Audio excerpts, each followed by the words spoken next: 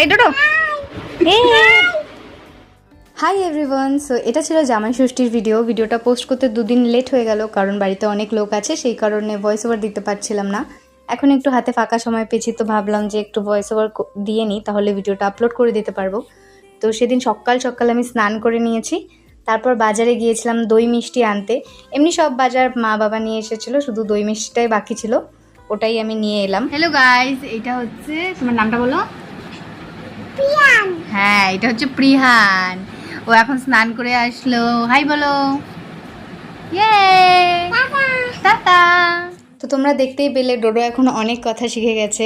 এখন কিছু বলতে বললেও বলে, ইভেন নকলও করে, আমরা কিছু বললে সেটাও বলে। মানে আগে হচ্ছে ও এত কথা বলতে পারতো না, এখন অনেক কথা বলতে পারে, এখন সবই বলতে পারে মোটামুটি। তো এখানে আমি তোমাদেরকে আমাদের মেনুটা দেখিয়ে দিলাম দুপুরের। আর রাতে আবার এক্সট্রা করে মুড়ি ঘন্টও বানিয়েছিল, যেটা আমি দেখাতে পারিনি, ভুলে গেছি আর কি ভিডিও করতে। তো এটা ছিল আমার লাঞ্চের থালা। তো আমি সব কিছু একটু একটু করে নিয়েছিলাম। আমি চাটনি মিষ্টি দই সেগুলোও খেয়েছিলাম, সেটার আর ভিডিও করা হয়নি। তো তোমাদের কার কার বাড়িতে জামাই ষষ্ঠী সেলিব্রেট হলো আর কটা মেনু হয়েছে সেটাও কিন্তু কমেন্টে অবশ্যই জানিও।